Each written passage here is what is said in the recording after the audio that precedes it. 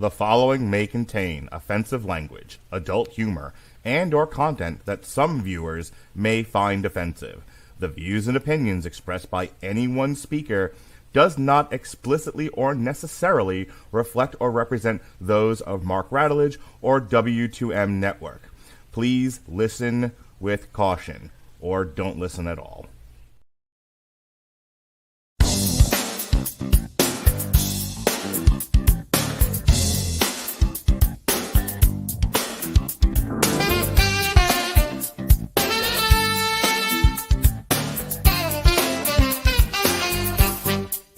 To On Trial, where we debate the merits of your favorite movies.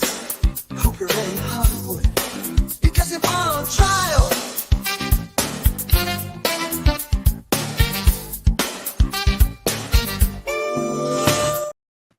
Oh, I love that at the end. That is the product of a sessions that Jesse and I did for where we recreated the On Trial theme based on the Night Court theme. What do you think, Evan Bevins? I like it. All right. Well, all rise. Court is now in session. The Honorable Harry T. Stone presiding. On the docket tonight is Big Hero 6. And acting as your, I guess, defense attorney, ladies and gentlemen, Evan Bevins. How do you do, sir?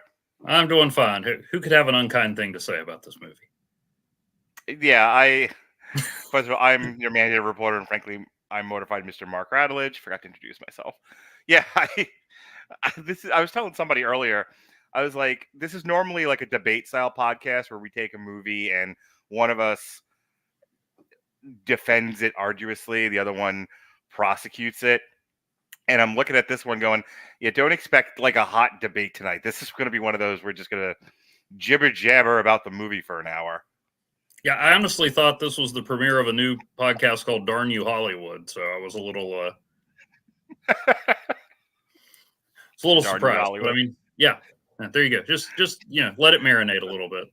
For the PG audience. Yeah, there you go.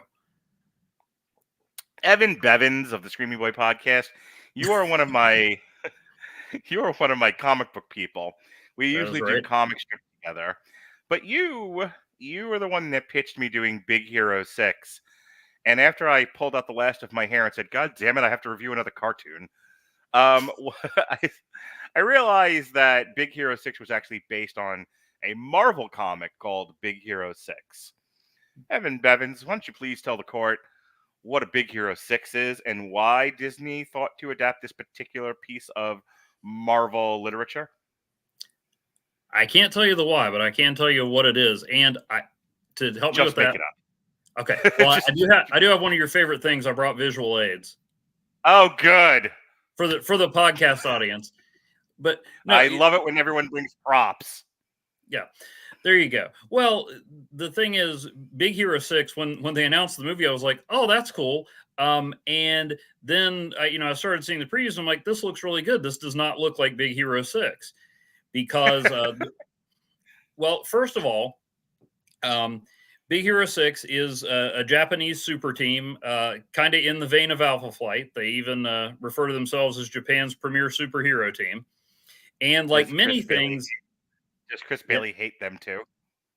I don't know if he hates them. Since he's not Japanese, he may not take it as personally. Should we call Canada and ask him, do you also hate Big Hero 6 because they're the Japanese Alpha Flight, or is that just exclusive to Canada? Well, I mean, one of their early appearances was in an issue of Alpha Flight. It all comes full circle. But like most things in the 90s at Marvel, they were actually a spinoff of the X-Men.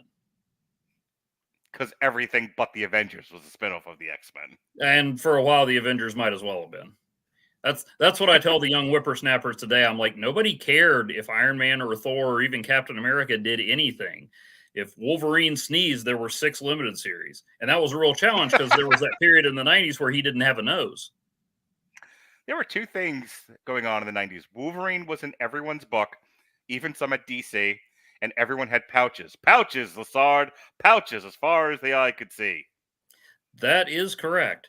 Although Wolverine didn't make an appearance here. But some guys Might as he well. knew did.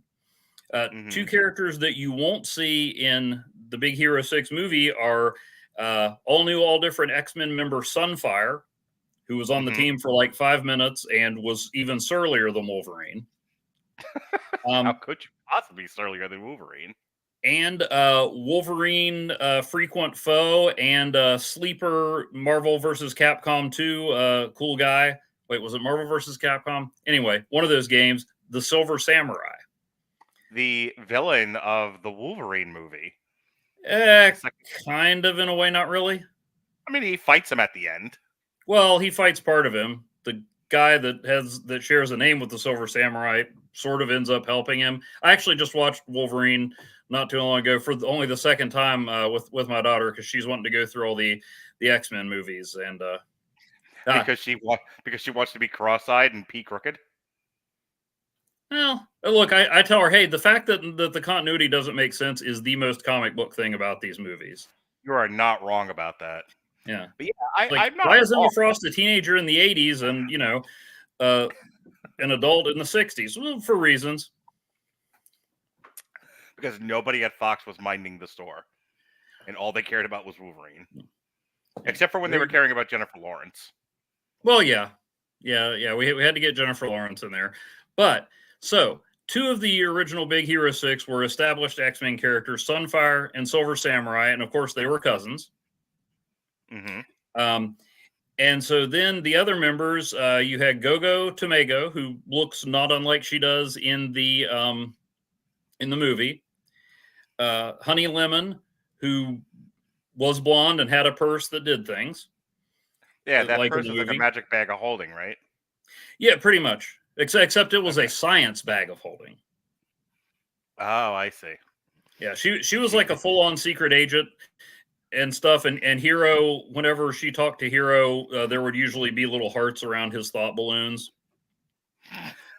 How very Japanese. My daughter would love that. My aromantic daughter would absolutely love heart around the thought bubbles. Well, there you go. I would say have her check out the original series was called Sunfire and Big Hero 6, and I would say check it out on Marvel Unlimited, but somehow it's not on Marvel Unlimited. It's in the basement. Secret Defenders, the entire run is on Marvel Unlimited. Okay. But yes, and then of course there was Hiro and Baymax. And Hiro is an ingenious young man, although he has a different last name. He's not an orphan and he doesn't have a brother. But he does have Baymax, who, and I know, apologies to the podcast audience, looks like this. So if you're having a hard time seeing that, he basically looks like another version of the Hulk, maybe crossed with Savage Dragon. Yeah. If you don't know what a Savage Dragon is, you didn't read comic books in the 90s. Yeah. And there are wings. He's a big green lizard dude. And also, minor spoiler alert, his thought patterns are based on Hiro's departed father. Okay. So, and so you had these two X-Men supporting characters leading this team of new characters. They try to recruit Hiro. His mom says, no, you're not allowed to go be a superhero. And when I say they try to recruit Hiro, I mean Silver Samurai, Gogo, and Honey Lemon, because Sunfire doesn't want to have anything to do with him. Sunfire's enduring character trait is that he doesn't like you. Or the X-Men, or the Avengers, or his cousin. Why they would put a character in this that doesn't want to be in the book, but that's okay. Yeah, well, he's also maybe dying. So that's part of why his attitude is even worse than usual. And as now, somebody who's died on a few occasions, I get why that would make you surly. Sure. And we'll get into the movie in a little bit. It certainly has its dark portions, but the villain in this is something called the Everwraith, which is the manifestation of the souls of all the living and deceased Japanese people brought to pseudo life by the atomic bomb attacks at Hiroshima and Nagasaki. Is that like the Ghost Army from Return of the King? Maybe. Okay.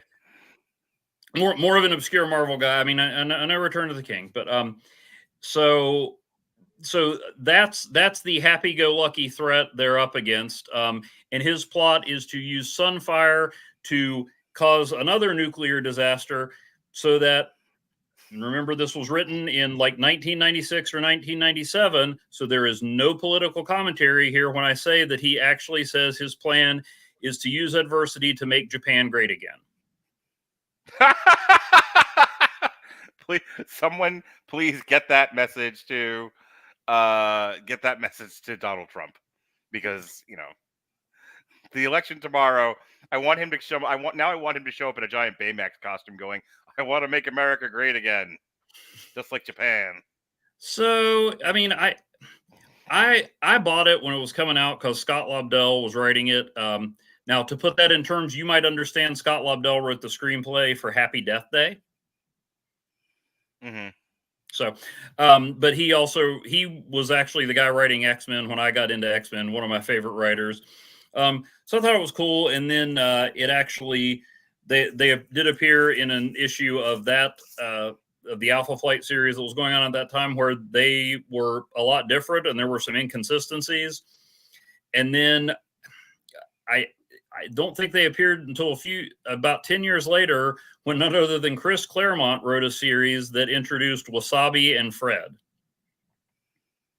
Oh, okay. Wasabi and Fred are actually from the comic. Yeah, they're from a later iteration of the comic. As to why Disney decided to turn this into a movie and change a whole lot of it, I'm not sure. Maybe they looked at it and they were like, hey, this seems pretty fun, which is what I thought when I heard the pitch. Then maybe they read the original one and they go, oh, I don't know. What if we nothing about this is for children? What if we make Baymax a marshmallow? And hilarious. So pitch. I mean, this is one of those cases, and we can talk more about it, where I'm not going to be like, how dare you disrespect the source material, because I think they definitely made it more appealing to a wider audience. The other thing I wanted to ask you, when people get bent out of shape about adapting a comic to a movie or a TV show, and the new thing is wildly different from the source material, it's because the source material was beloved. I'm not entirely sure, unless you were a hardcore comic fan and you just read everything, people even knew what a Big Hero... I mean, like, how big of a solicitation was Big Hero 6 in its time? I don't know. I was... I mean, again, it was X-Men adjacent, so it probably got a little more interest than maybe, your average international superhero team, 60% of which... Let's say maybe more than Power Pack. Yeah. I never have read much Power Pack. No one did. But it did have those connections to the X-Men. I said Lobdell wrote it, but he's actually not the creator of it. And that was the team that was writing and drawing Alpha Flight at the time, which was Steve Siegel and Duncan Rouleau. And they are part of a collective called Man of Action, who you'll notice in the movie gets the creator credit on it. Okay. Man of Action formed a little bit after Big Hero 6 was introduced. It's Steve Siegel, Duncan Rouleau, Joe Casey, and Joe Kelly. Now, Joe Kelly, you and I talked about on a comic strip. He's the guy that wrote I Kill Giants. Yes, I knew that name sounded familiar. No, one before Joe Kelly that you just said. Steve Siegel, Joe Casey. Yeah, Casey. I feel like we also discussed Casey as well. Or somewhere in the source material world. Yeah, one of his books got discussed.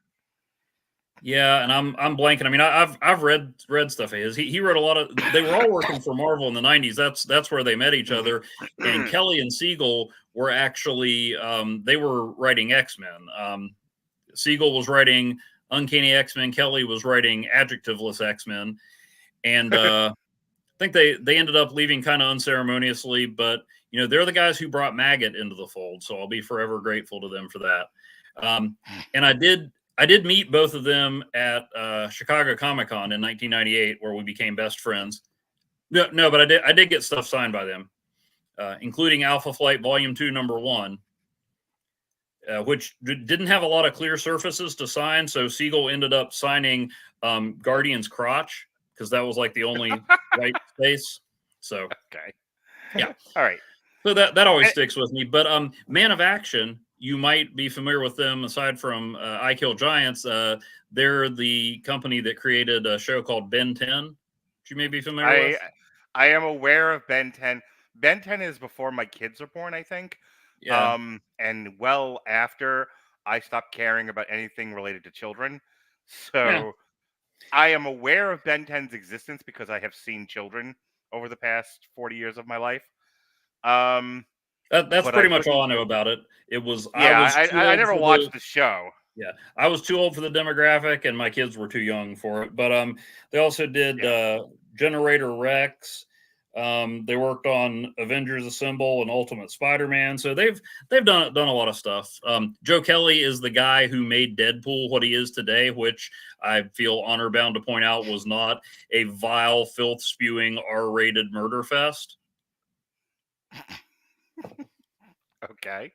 But I'm just saying. That's not how Deadpool started. No, it was just he was a villain in New Mutants and X-Force, and then Joe Casey turned him into kind of like the fourth wall. Joe Kelly. I do know the difference. Joe Kelly turned him into the fourth wall breaking anti-hero comedy, and yeah, there was implied violence, there was suggestive material, but it was strongly PG-13. Not saying you can't go in that direction, but the people who say Deadpool. Yes. How much worse did Brian Posehn make Deadpool?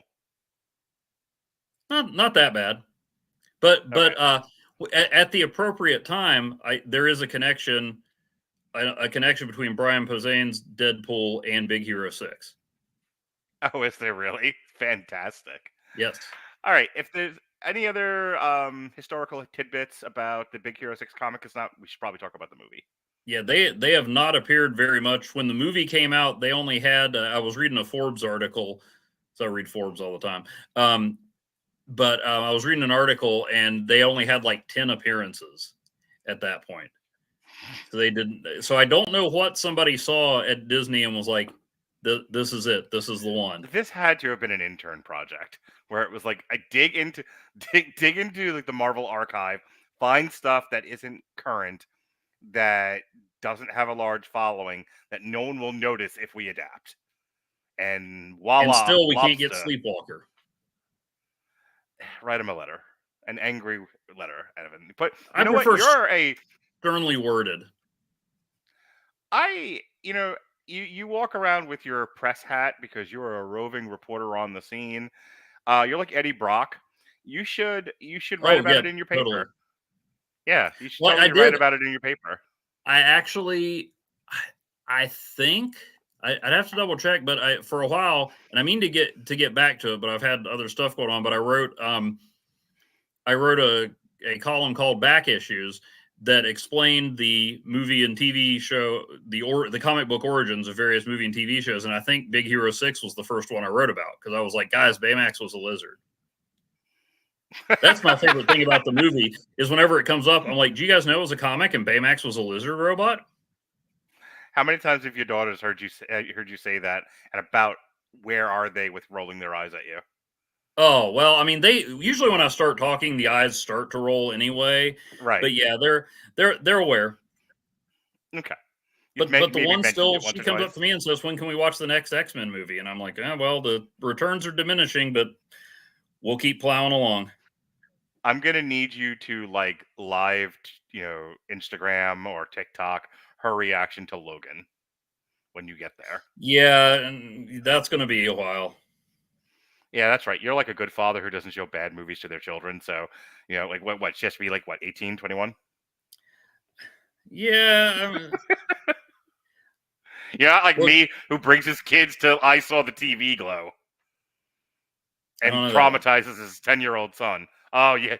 Go, when we're done here, go watch it and have yourself a time. Make sure you're not wearing any pants. All Well, that's my preferred method of movie watching, but that's neither here nor there. All right, so Big Hero 6 is a 2014 American animated superhero film produced by the Walt Disney Animation Studios, released by Walt Disney Pictures, loosely based on the aforementioned Big Hero 6 comic by Man of Action. It was directed by Don Hall, Chris Williams, and produced by Roy Conli, from a script by Jordan Roberts, Robert L. Baird, Daniel Gerson. It stars the voices of Ryan Potter, Scott Adsit, Daniel Henney, T.J. Miller, Jamie Chung, Damon Wayans Jr. Oh, seriously? Genesis Rodriguez, James Cromwell, Maya Rudolph, and Alan Tudyk, who is in everything. Everything. Ladies and gentlemen, Alan Tudyk, everything. Big Hero 6 tells the story of Hiro Hamada, a young robotics prodigy, and Baymax, the healthcare provider robot of Hiro's late brother, Tadashi Hamada. They form a superhero team to combat a masked antagonist responsible for Tadashi's death. It was on a budget of $165 million. It made about $657 million, roughly, give or take. It has a 90% on Rotten Tomatoes, and it won an Academy Award for Best Animated Feature. Won a bunch of other awards and was nominated for several others. There was a TV series on Disney XD. There was a couple of shorts on Disney Plus. There's been comics, video games, toys, theme park attractions, etc. Back in 2014, Disney made movie pictures for people who like movies, and they were well paid for that. We don't know what's happened to Disney since then. Well, we do know, but we don't want to talk about it. All right, so let's get into what happens in this movie. It's really simple. I don't want to belabor the point. We have brothers. One brother likes to do the robot fighting, and the other brother is a robot scientist at a college.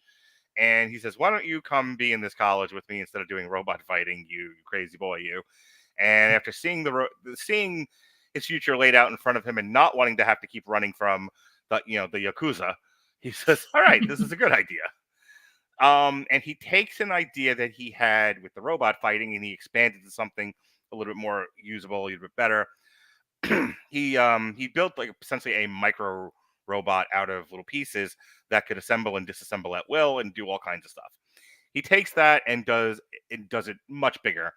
About a dozen garbage cans full of these micro robots that can be used for construction. It can be used for this. It can be used for that. And they use magnets. How the fuck do they work? And computer technology to communicate with each other. And it's just the greatest thing ever.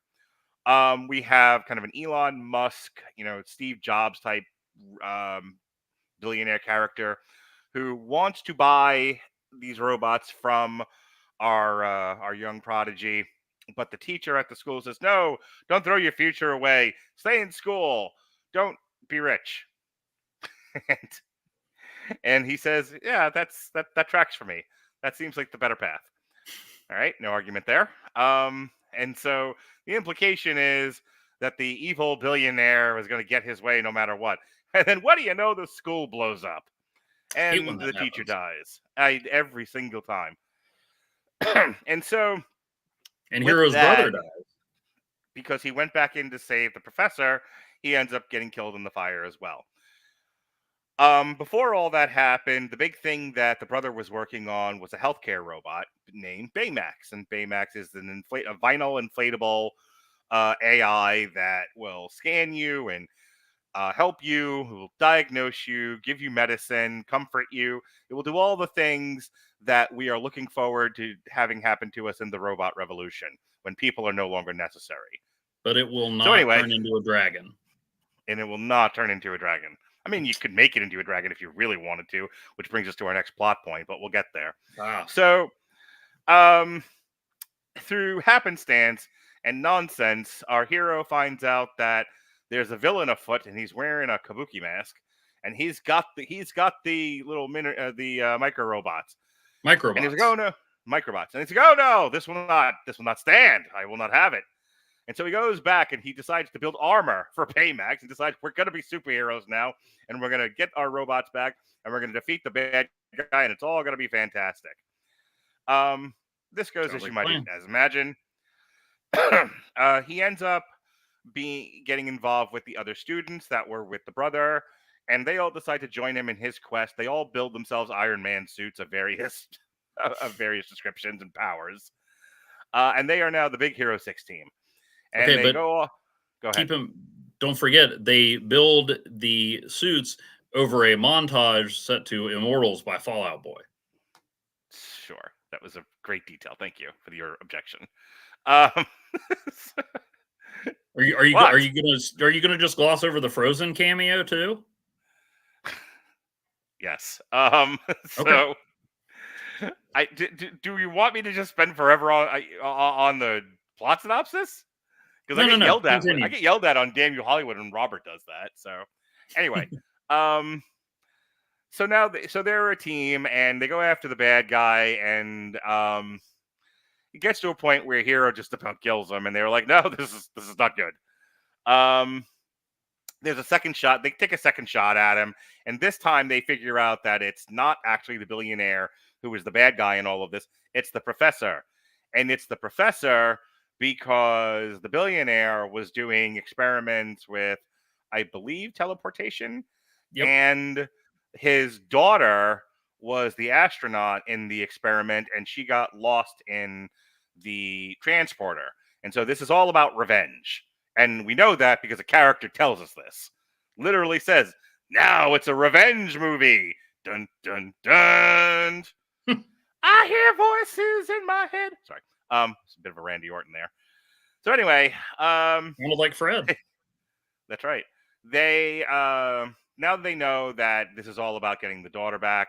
They get the stuff from the transporter. They are able to do all kinds of science so that they are able to get into the transporter, rescue her, get the microbots back, and the villain is thwarted and he gets taken away. The daughter is alive and well, and he goes back to school with his new compatriots, but they are still the Baymax fighting team, and isn't it great? All right. So, this is a lovely movie. I don't have many complaints. Go ahead, Evan. You look like you're about to say something. No, I was just agreeing with you. Okay. It is. I watched this with my kids the other night, and I honestly don't have a lot of nitpicks. I would say the one problem with this movie, if I have to find problems with it, is it's 102 minutes, and it takes a while. A good half an hour to 40 minutes into the movie before we get to the fussing and the fighting.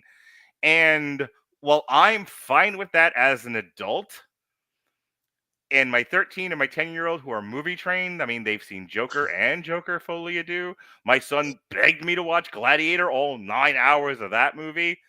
I also, and there's going to be the second on trial this week for this one for Veterans Day, I made them watch Pearl Harbor, and I didn't know it was 3 hours. My son demanded I take him back to his mother. That's how mad he was. So how long that movie was, Jesus Christ. That being said, they are used to. Yeah, no, everyone does, and everyone's traumatized by it. I remember them both saying like they had both. Jonas had came out the year that Jonas was born, so he had seen it well after it was in theaters. Lily must have been 3 at the time when it came out, and probably I doubt we saw it in the theater. That's probably something we saw at home on Disney. And I could see where an audience of 4, 5, 6, 7-year-olds are going to struggle with this movie. It's long. It takes forever to get going.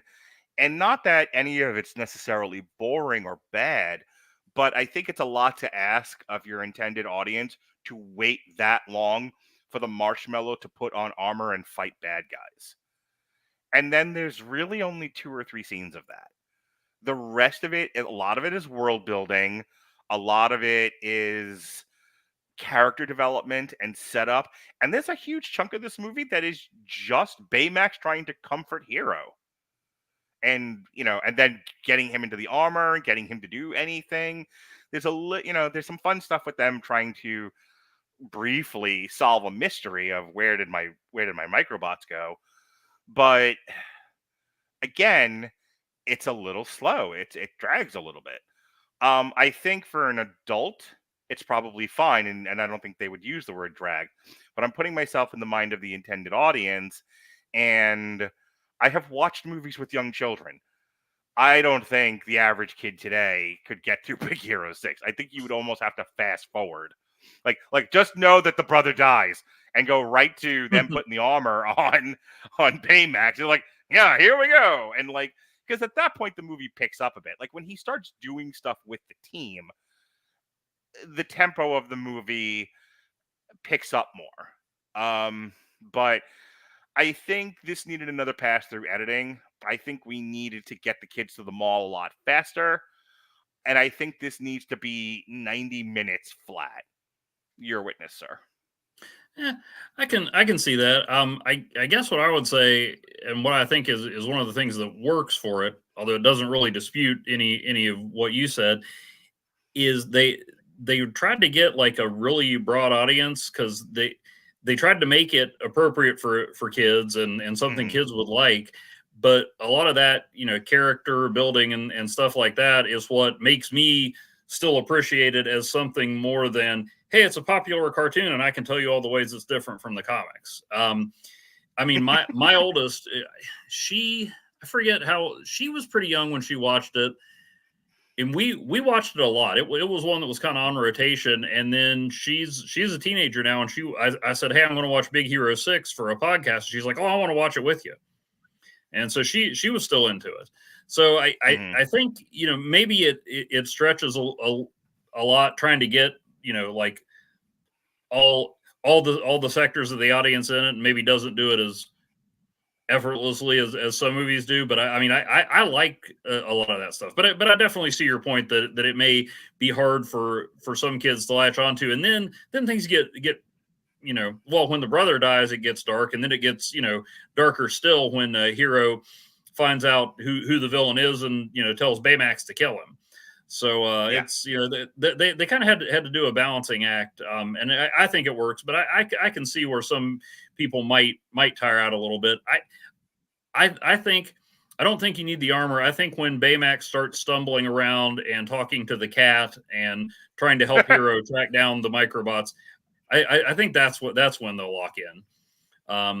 But yeah, it's not much earlier than what you were talking about. So I get that. I think one thing. Go ahead. So the part where I have to say that one of my favorite parts of the movie is drunk Baymax. Oh yeah, he's not really drunk, but he's low battery. Down on power. Yeah, he's low battery. But the way they animate him and what the kind of stuff they have him doing, he looks just drunk. Oh yeah, and I was laughing my ass off. My kids were like, "What's so funny?" It's just like drunk Baymax. I still catch myself sometimes, then I have to think, where did I hear it at random points going, Harry baby.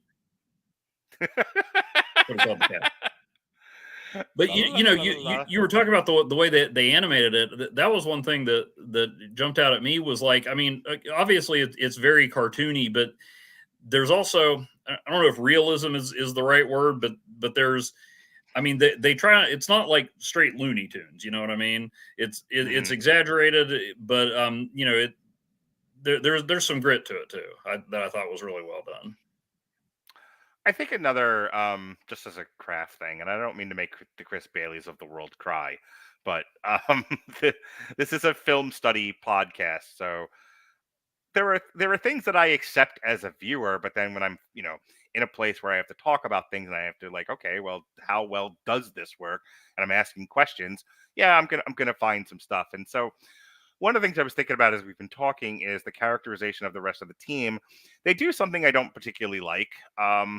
It's fine. It works. It is the word I'm looking for. It is efficient, but it's not hefty. It's not the best writing. That is, everybody on the team is kind of one character trait. Mhm. You know, Yeah.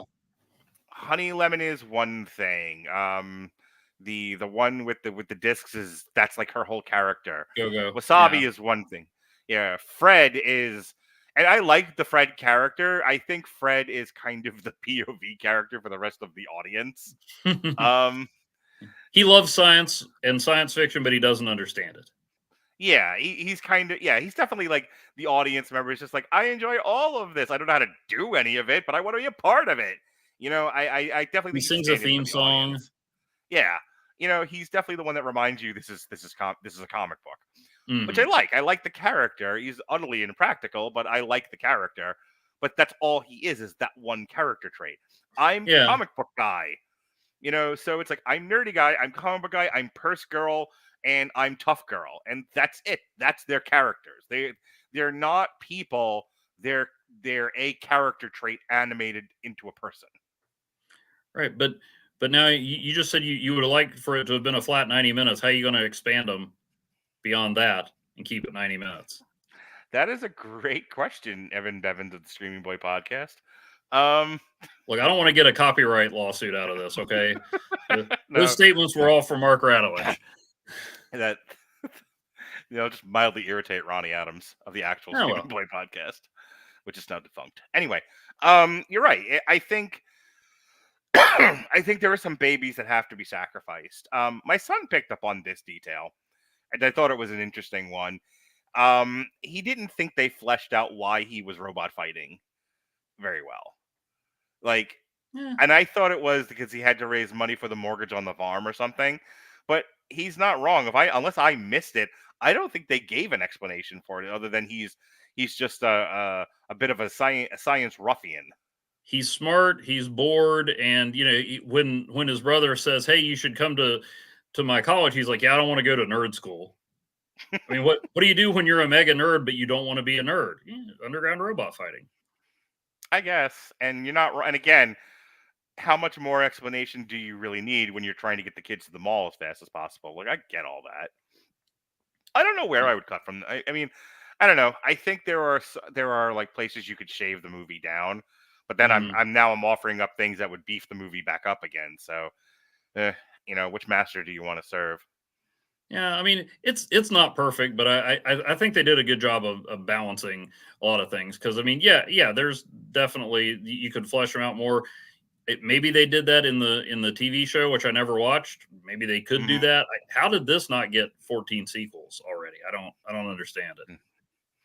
So the other thing I was thinking about was the musicals tend to be more geared towards the gals, the little girls. I was Hmm. thinking about Frozen, which came out, I want to say, in what, 2012? Sounds right. It was a year or two before this. Yeah, my daughter was born, my son wasn't born yet, and I believe we were on a cruise at the time, so it had to have been between 2011 and 2014. There So you go. 2012 sounds like a good guess. This does come Uh, after Frozen because in the training montage, when Baymax destroys a statue at Fred's palatial estate, it's Hans from Frozen. I was off by a year. It's 2013. So my daughter was 2 at the time. Um, you know, Frozen has got to be the most slightest of slight like Disney movies. There is almost no plot to Frozen, and somebody asked me like, what was the thing that made Frozen so popular, and I said it was Let It Go. That song, that sequence, the animation, everything about the Let It Go sequence in Frozen is what made that thing $1 billion. There's nothing like that in this movie. Which, who cares, I guess. But, you know, sometimes Disney creates a magic moment and it's universal and it makes billions of dollars. Mhm. And not that Big Hero 6 was forgettable. It's that's why I read off its accolades. It won awards, it had spin-offs, it had merchandise, it was all the things that makes Chris Bailey go to sleep soundly at night. Those are some big guns. There were some big guns. But it doesn't have that impactful, because it's not a musical by design. This was for the boys. This one's for the boys. You know the song? You know that Wait, song. isn't that Let's Hear It for the Boy? Yeah, it's also that. Okay. Just go with it, Evan. Just go with it. Oh yeah, classic. Yeah. Thank you. But it doesn't. I think somebody, my kids actually asked, like, why hasn't there been a Big Hero 6 too? And I didn't read into it. I think my answer to just shut them up at the time was like, it made less than $1 billion.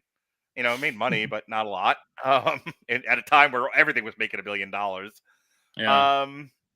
But again, I don't. It doesn't have. It doesn't have that we don't care about Bruno. Let it go moment in this. Yeah. This very much felt by design like a boys action movie, which either hits with boys and they latch onto it forever, like the early Marvel movies, Iron Man, the Avengers, etc., or it's like, all right, this was fun, and then we don't ever talk about it again. Yeah.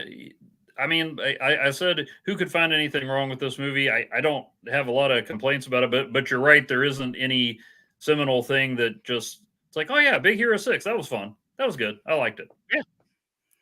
But yeah, there's not any one moment. There's lots of things in it that make me laugh, but not any one, like you said. La, la, la, la, la. Oh yeah, that's good. Stan Lee cameo is great. Was he? There was a Stan Lee cameo in this? You didn't watch to the end of the credits? Ugh, no, I have Oh, things Mark. to do.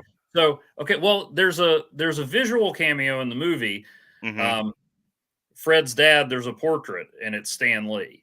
Oh, it's that's great. But then there's a scene at the end. Do you want me to tell you what happens, or do you want to go back and watch it? Yes, please ruin a 10-year-old movie for me.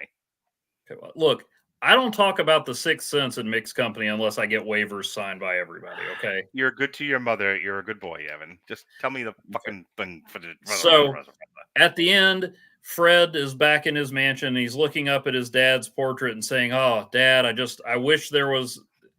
wish I could talk to you about what's going on with me. I think you'd be proud of me. I know we haven't been close, but I wish I could tell you about this."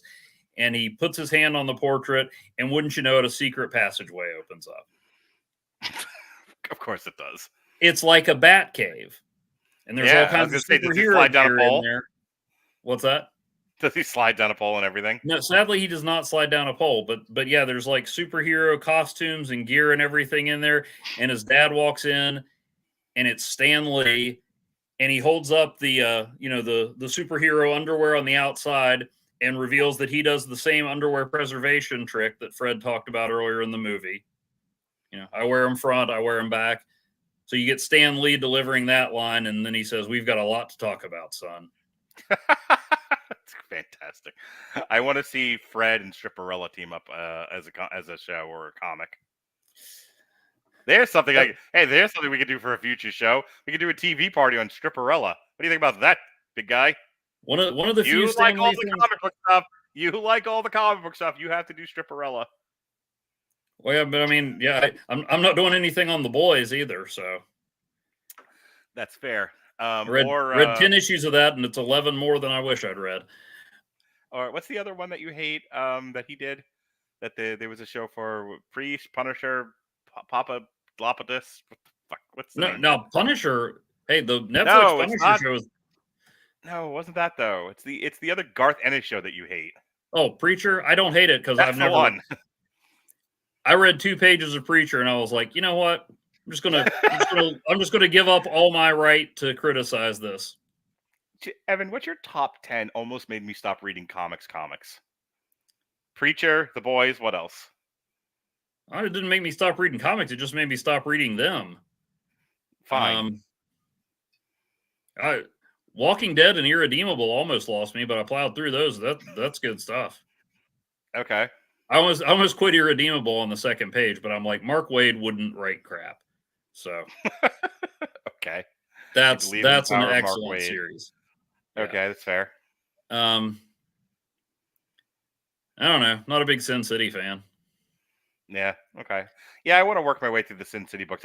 We've never reviewed those movies on here. I tried to like work them into like a comic strip or something like that. Like, there's too many books. The movies incorporate too many of different books at a time. I'm like, this is gonna need some time and multiple podcasts to get through all of this material. So I have I not just yet done anything on Sin City. I wrote a review of the first Sin City, and the main thing I Mhm. remember from it was that partway through the movie, I wondered why Frank Miller hated women, and then I saw Frank Miller's cameo in the movie, and I'm like, oh, he just hates everybody. Okay, it's not women; he just hates everybody. He just hits everybody. Oh, Yeah, Frank Miller and oh gosh, um, Watchmen, League of Extraordinary Gentlemen, V Alan for Moore. Vendetta. Yeah, him and Alan Moore. All right. I can't find anything on the future of Big Hero 6 or an explanation as to why they haven't done a sequel. You had any clue or no? No, I'm not sure. I meant to look that up. I mean, maybe it's like you said, it didn't quite make. It only made only $650 million. Um, It's yeah, right now something like $650 million to throwing a parade. yeah. Well, no, they probably wouldn't because they probably spent $650 million making it. Although I meant to send you. I did see an article that said once all the accounting was done, Ant-Man Quantumania was profitable by $88,000. Super. All right. So I asked my girlfriend, ChatGPT. He's ChatGPT, cheating on Jesse. it's ChatGPT is polyamorous and open. Evan Bevins, thank you. There are multiple relationship dynamics with technology. Respect them all, sir. With your monogamy with technology mindset. Evan's like, why do I do this? I don't get this kind of bullshit when I get my podcast with Jesse. All right. Big Hero 6, released in 2014, was a significant success for Disney, grossing over $650 million worldwide, winning an Academy Award, yada, yada, yada. Despite this, a direct sequel has not been produced. Producer Roy Conli explained that the decision rests with co-director Don Hall, who originated the concept. Conli stated, "It's interesting because it really is up to Don whether he wants to make a sequel to that. It was Don's concept and idea. Hall has expressed a preference for developing new properties, which has contributed to the absence of a sequel. While a theatrical sequel hasn't materialized, the franchise has expanded, as we talked about, yada, yada, yada. In summary, the lack of Big Hero 6 sequel is primarily due to co-director Don Hall's focus on new projects, despite the film's success and the franchise's continuation of other media." And if you're wondering, well, what did Don Hall do instead of Big Hero 6 that was such a success that he had to abandon this? He did, after this, he is credited as other on Zootopia. He's the story writer for and co-director for Moana, which is getting a sequel this year. He And a live was action version before Dwayne Johnson gets his AARP card. I hate everything about that. He directed and wrote Raya and the Last Dragon. He directed Strange World, and he was the executive producer on Wish, and now he's with Skydance Animation. That tracks. Don Hall, you monster. All right. Anything else about Big Hero 6 before we go? I did like a lot of the vocal cast. I mean, T.J. Miller. There's another Deadpool connection, which wasn't the one that I was going to mention. I mean, I think he may not be as iconic as Let It Go or Olaf, but I mean, Scott Adsit as Baymax really makes a lot of this work, and that's your Brian Posehn connection. So when Oh, he okay, go and on. Jerry Duggan were writing Deadpool, they introduced a Shield agent, Agent Scott Adsit, who basically looks like Scott Adsit, and I think got killed at one point, became a member of the Nova Corps, just keeps showing up in stuff throughout Marvel. So the voice of Baymax is a canonical Marvel character. That's why we bring you on, Evan Bevins. That's why we bring you on here. Anything else about this movie, Mr. Sir? That and the sweet props, right? Ugh. I held up an issue of Alpha Flight featuring Big Hero 6. No, don't hold up a picture of Alpha Flight. Then Chris Bailey won't be able to make sweet love to his wife, and nobody wants that. Oh my. No, I just I enjoyed it. It's a movie that I like to come back to. I think it does a lot of stuff really well. It it may not be an iconic Disney classic, but I mean I enjoy it every time I watch. I don't think they've made a solid boy feature since. Like I, you know, Big Hero 6 came out. I got to look up a list of Disney movies, but I feel like this was like one of the last times they made something that was like, here, this one is strictly for the boys. Girls like it too. That's cool. But hang on, list of animated Disney movies. What are we counting Pixar? We are not. Okay. Because that's a whole other kettle of fish right there. Right. Yeah. So 2014, yeah, we got Big Hero 6. I'm not counting Strange Magic. Zootopia. That I would say that was for both boys and girls. That was a mixed bag. What do you think? Talk to me. Have not seen Zootopia. You are useless to me. Moana. Moana, that was Would for you the like girls. me to hold up another issue of Big Hero 6 for the All right, video Ralph. audience?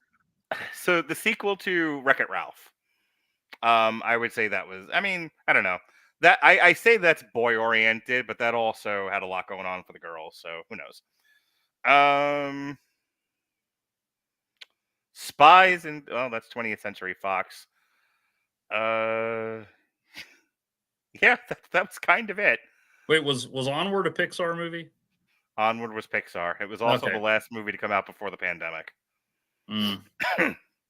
So, yeah, I would say they have not done something that was like strictly boy oriented, since Big Hero 6, which I think is if you're not counting Pixar stuff, which I think is a very interesting statistic, don't you? Don't you, Evan Yeah. Bevins? Don't you think it's interesting that Well, that the Disney but- Corporation has not made anything like Big Hero 6 since?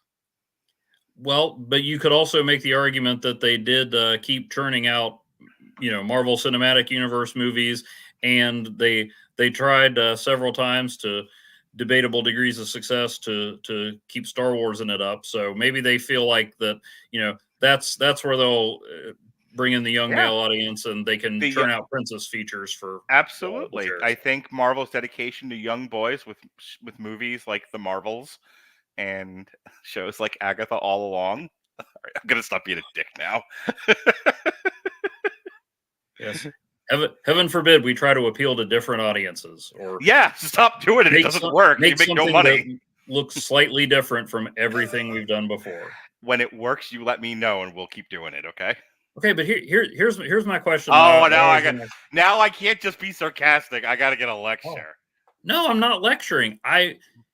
My thought on a lot of the Marvel failures, and they can't see air quotes on the podcast either, but is that maybe if they just, spend a little less on it and not assumed it was going to make $1 billion without trying, that they wouldn't have been disappointments. Yeah, look, there's a whole other conversation that we're going to have when Captain America Brave New World comes out about movies costing a fortune because you had to reshoot them 4 times because you keep messing them up. But now is not that day. But you do raise a good point. When you spend $1 zillion to make these because you have to keep remaking them, and then they don't make nearly as much money, that's a huge problem.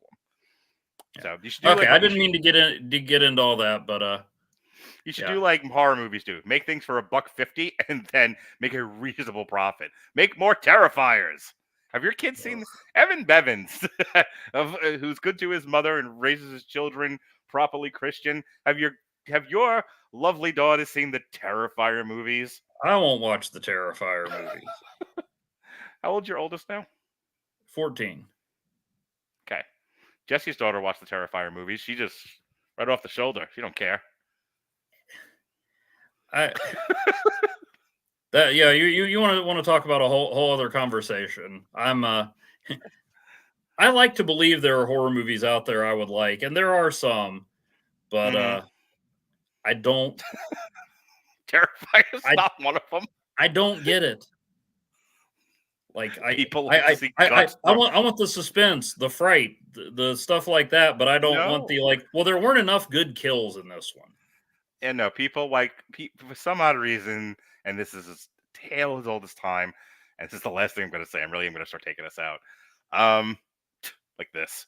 But people love dismemberments. I don't know why. I don't particularly enjoy it, but there is an audience for watching human beings be torn to pieces and their guts thrown at the camera. Watch a Sam Raimi film.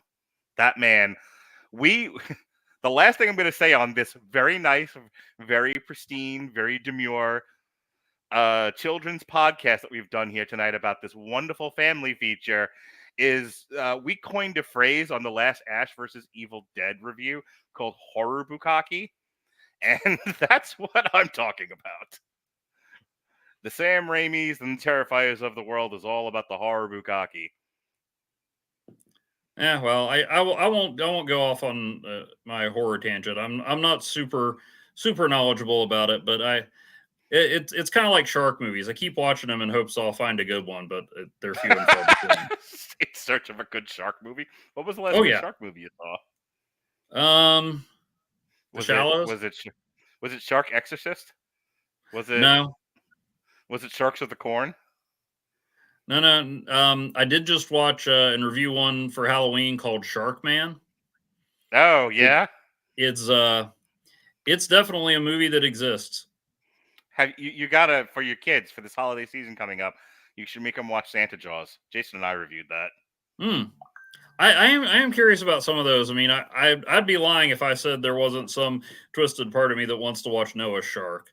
But the fact that it's not about a megalodon chasing the actual ark, I feel like is a missed opportunity. But yelling, "Come back! I want to be saved too." That would be that's how I would make my Noah's Shark. There you go. Sharks trying to get on the ark. Like, we don't want to be a part of the end of the world. There was this one called Bait, which was about a tsunami that traps people in an Australian Sam's Club with 3 great white sharks. That's amazing. And one of them is Julian McMahon. You should watch Ghost Shark. That's another one that Jason and I reviewed. One of the people, not one of the sharks. Thank you for clarifying that, Evan Bevins of the Screaming Boy podcast. All right. I'm done. I'm done with you. You may go now. All right, folks. We almost made it an hour. Boy, that last bit there, I'm like just trying to stretch. I'll see you in January. Yes, our every other month get together. That is our review of Big Hero 6. Evan Bevins, we've had a lot of fun. We've had a lot of laughs. Why don't you tell the people where they can find your ass? Sitting on it. I do want to just establish real quick that since this is on trial, there has to be a winner, and I feel like I won. So now that we've done that. Sure. It's not guilty. There you go. Thank you. If you're interested in my ideas but hate the sound of my voice, you can go over to *51.blogspot.com. You actually have to spell out asterisk. Didn't think that went through, did you, Binky? No, not really. Look, originally it was going to be called Evan is a Guy on Earth. So that's what it should have been. That was gold right there. Well, so I write about comics, movies about comics about movies, random other things. I think in honor of Election Day, I'll have a review of of John Candy's last completed movie, Canadian Bacon. Perfect. Hey, I should have you on for a triple feature of John Candy movies. That'd be fun. Yeah, there you go. But that one I found at Dollar Tree, so that's part of my hashtag Dollar Tree Cinema series. And then pretty soon I'll be diving back into finishing off the amalgam age of comics when Marvel and DC mashed up their characters and Evan did a lot of weird stuff. And yes, all anyone wants to know is, when are you and Jesse playing Strip Snap again? Evan Bevins and Jesse Starcher like to play Marvel Snap, but they make it sexy and they take their clothes off as they play Snap. Isn't that true, Evan Bevins? We do like to play Snap. That part of it is true. Oh. And we have been doing some video battles once a month, but it's just like this podcast. It was strictly PG. But yeah, we are getting ready to record the next episodes of Snap Material, the mobile card game Marvel Snap, where we talk about the previous season, the upcoming season. I complain about the High Evolutionary, and we have top 5 lists of weird topics. All right, and everybody remains fully clothed. Boo! All right, the next time Evan Bevins will be subjecting to my nonsense will be January 19th. We'll be talking Corrective Measures, which is be a comic strip. It'll be a book and a movie, and I own the book, and the movie is available on like Tubi, I think, or like Roku TV, wherever you find free, full of ads movies for. It's either Tubi or not to be. At least. So check that out. It's a movie about a prison. It's a comic book about a prison. I've been dying to talk about this with Evan, and then we'll figure out some more to do. We'll get some Road to Perdition out there, some history of violence. I actually own the History of Violence book now because I was supposed to do that with Chris Bailey, but Chris Bailey can never record because he's got wrestling going on and work and family, and you can't tie a good Chris Bailey down. But if you do, you have to use Alpha Flight Comics. And he's probably busy rewatching Wings for the 18th time. Probably. So you missed all that, didn't you? Yeah, yeah. I miss a lot in the chat now. I don't have my phone at work. He took on Wings Twitter. Good grief. All right. Anyway, so that's where you will find Evan, January 19th, Corrective Measures.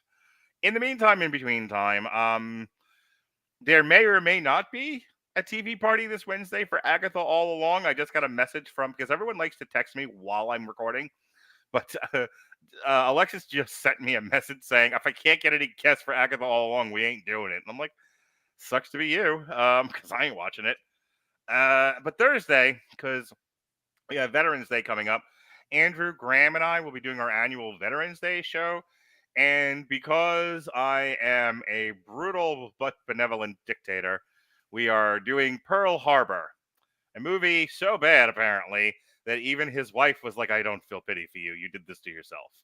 So, like I said, I made my kids watch it, and they demanded I take them home to their mother.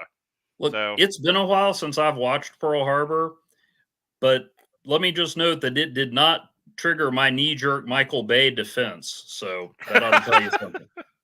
Okay. Like anybody's like, Michael Bay made a terrible movie, and I'll say, but what about The Rock and Armageddon? Even if it's not relevant. And when you discuss Pearl Harbor, didn't even feel a stirring to do that. This Sunday, myself and Jesse, I'll be on his show. We'll be talking Batman City of Bane. Monday is Ash vs. Evil Dead Season 3, finally wrapping that up. Allegedly, they're threatening to review Batman Cape Crusader a week from Wednesday. And then a week from Thursday, Mick Wanamaker, at her suggestion, will be joining the Metal Hammer of Doom Jukebox Boys. And we'll be talking the Slipknot 25th anniversary of the self-titled album. That's what's going on for the next 2 weeks. Evan, anything else before we go? No, I think I've annoyed you enough. Fantastic. All right, folks. For Evan Bevins, I'm Mark Radulich. Court is now in recess. Be well, be safe, and behave.